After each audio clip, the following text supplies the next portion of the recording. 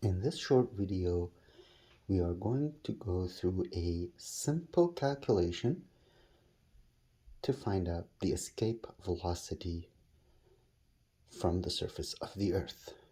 Now, there's a saying in English that what goes up must eventually fall back down. Well, this is not entirely true. In fact, if this were to be true, then we would never been able to send space probes to outer space or land uh, a man on the moon or even set satellites into orbit around the Earth.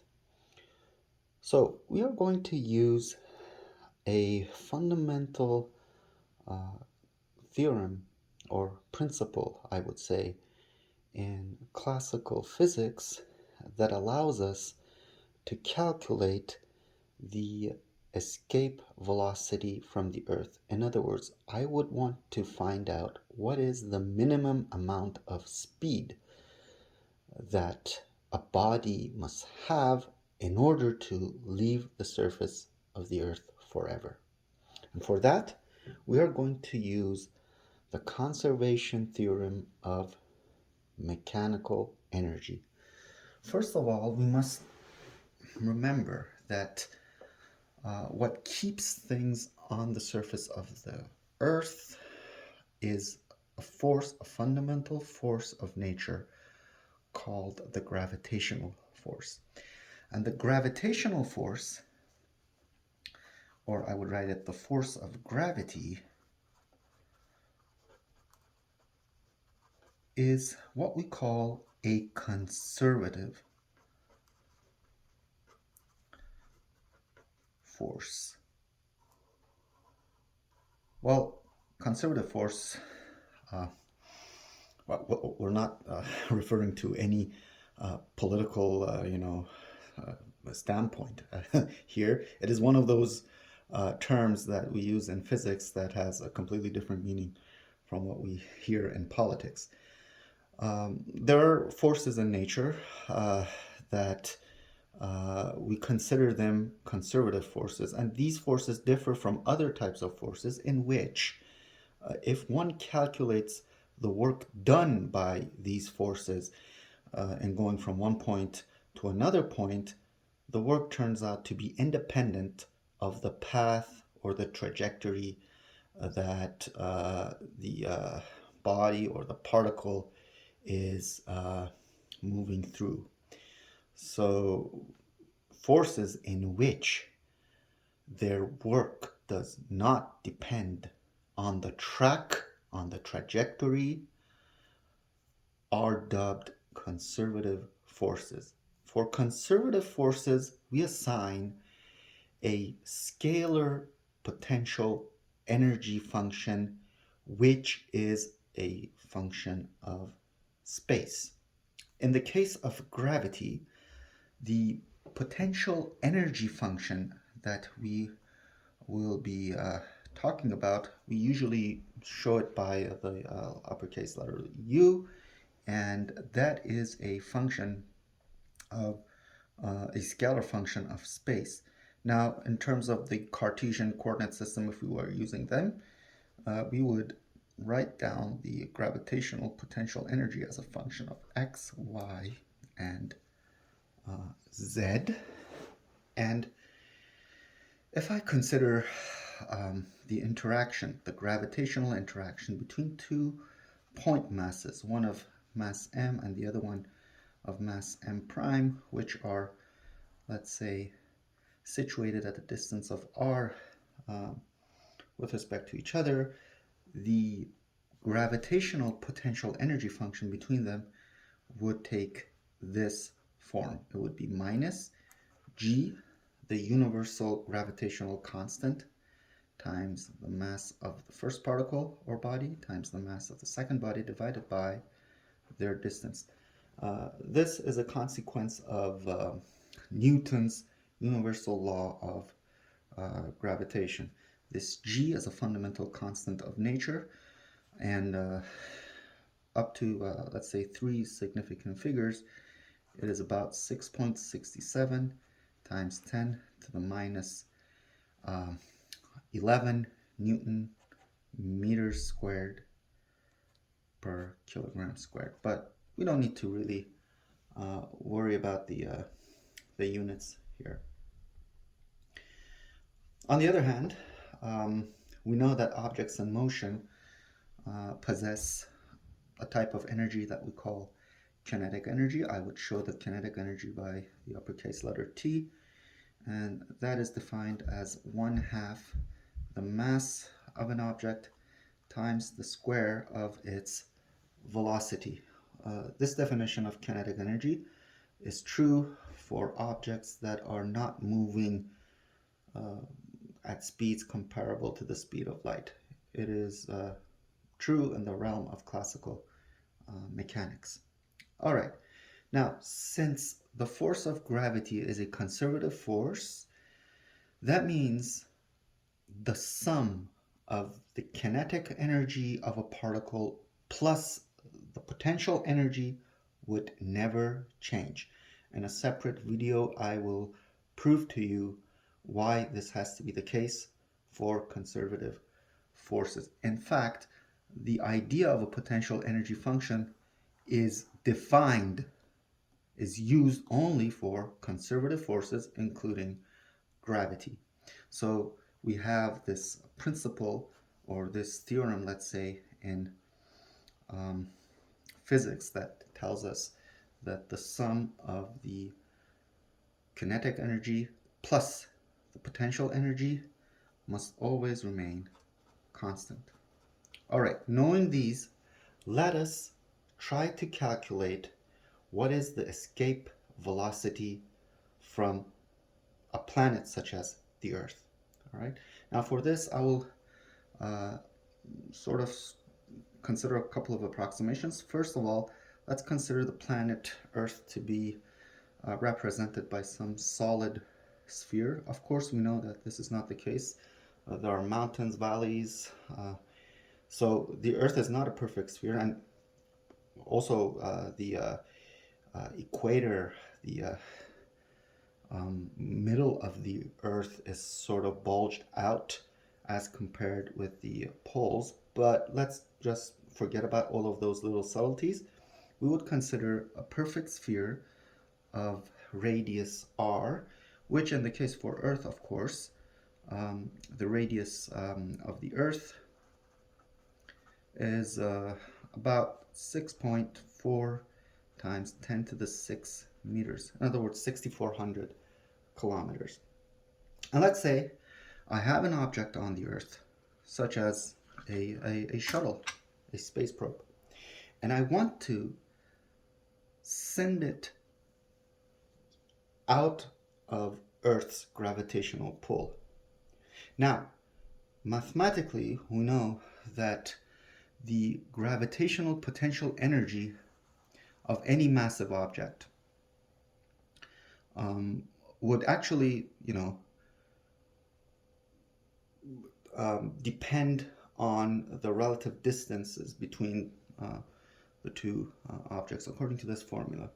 So if I have the mass of my shuttle or whatever object that I'm throwing upwards, if I consider that mass to be m, and the mass of the Earth, if I show it by capital M, as long as the object is on the surface of the Earth, it would have a potential energy of minus g m over r according to this formula here, right?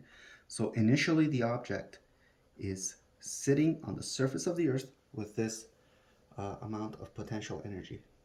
But if it were to leave the surface of the Earth and escape from Earth forever, in other words, if it would go as far as it can until the gravitational pull of the Earth sort of is negligible, or let's say it frees itself from the surface of the Earth, well, according to this formula, that would only happen if the distance between the object and the center of the Earth goes to infinity. Well, in fact, we know that the universe is full of massive objects, and this can never be the case.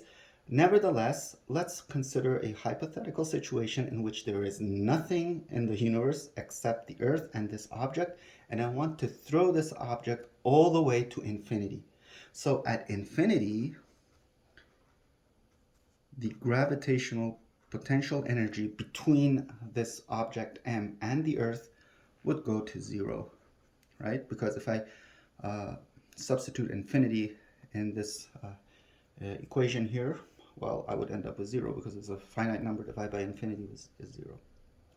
On the other hand, I want to find the minimum speed required for the object to move all the way to infinity, or to free itself from Earth's gravitational pull. Well, if I send the object with a very tremendous amount of speed, even at infinity, it might still end up with some amount of velocity. But let's say we just want the object to barely escape the Earth. Escape the Earth such that at infinity, its velocity becomes zero, right? So we start off with some velocity and we want to make the object meet at infinity, but we want that minimum amount of velocity, that threshold of velocity. And for that, well, we'll assume that at infinity, the velocity of the object would be zero. That means the kinetic energy of the object at infinity must also be zero, because the kinetic energy is 1/2 the mass times the velocity. So if I were to calculate the total amount of energy at infinity, the kinetic energy at infinity plus the potential energy of the object at infinity would be zero, right? But since the kinetic energy and the potential energy summed up together should always remain a constant, that is zero, that means this zero should also be true in the case in which the object has the initial minimum speed required for it to move, in other words, its initial kinetic energy, plus the potential energy of the object at the radius r, right at the surface of the Earth. All right? Okay, so that means if I replace the kinetic energy by the value by the speed, let's say, required for the object to escape, I'm repeating myself again, we are interested in the minimum amount of speed for an object to leave the surface of the Earth, and that's why we considered the object to reach infinity with a zero velocity, right? So at the surface of the Earth, that minimum speed, I would call it the escape speed, or the escape velocity. So the kinetic energy associated to the escape velocity would be 1/2 times the mass of that object times v. I'll just use the subscript escape to indicate that we're talking about the escape velocity. So 1/2 mv escape squared, and then plus u at r, which is minus g m over r, and this must be zero. Okay, if I take the potential energy and move it to the right side of this equation, I end up with something like this, an expression like this, and I can easily cancel the m's from both sides and come up with the escape velocity to be the square root of 2 times gm over r. All right. Now, we all know that the gravitational pull on an object at heights that are not comparable to the radius of the Earth, in other words, at low heights, is given by the familiar formula or equation F equals mg, g being the gravitational acceleration on objects close to the surface of the Earth, which is approximately 9.8 meters per second squared. On the other hand, I know that the magnitude of the gravitational pull on an object, in this particular case, the gravitational pull from the Earth on this object M, is given by Newton's universal law of gravitation. So I will use that equation here. And Newton's universal law of gravitation gives me this. Of course, there's a minus sign here to indicate that the force is attractive, but I dropped the vector symbol just to work with the magnitude. If I compare these two forces together, I can find an equation for my G, and you can see that G is easily given by Gm over R squared. All right, that means that G times R would be Gm over R. Now, if I compare these two equations, I end up with my escape velocity to be the square root of 2 times the gravitational acceleration at the surface of the Earth times the Earth's radius. So you see, there is no mass of the object involved here, as we should expect. All right, now if I want to calculate this, all I need to do is to plug in the numbers here. I know the radius of the Earth is about 6.4 times 10 to the 6th meters, in other words, 6,400 kilometers. G is 9.8 on average, so the escape velocity would be the square root, this is a rough calculation, 2 times 9.8 times 6.4 times 10 to the 6 meters, which if I do this calculation, I end up with 11.2 times 10 to the 3 meters per second, or in other words, 11.2 kilometers per second. This number here gives you the minimum speed required for an object to leave the Earth.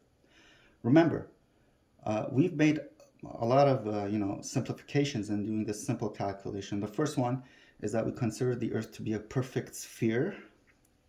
The second one is that we neglected Earth's periodic motion about its own axis, which gives rise to day and night. We neglected, for instance, the motion of the particle through the atmosphere. In other words, we've neglected air resistance, and we've considered the object to, escape just to make it to the end of the universe. In other words, at infinity. Okay. But if we add those little details, this number would be modified a little bit, but more or less it will be around 11 kilometers per second. So, in order to leave the Earth and never return, we must send objects, we must shoot objects with this minimum amount of speed. And it was, I think, around the median ages of the last century that we eventually found a way to do that. And we sent space shuttles, we sent them all the way to outer space. And I hope you enjoyed this little short derivation of the escape velocity.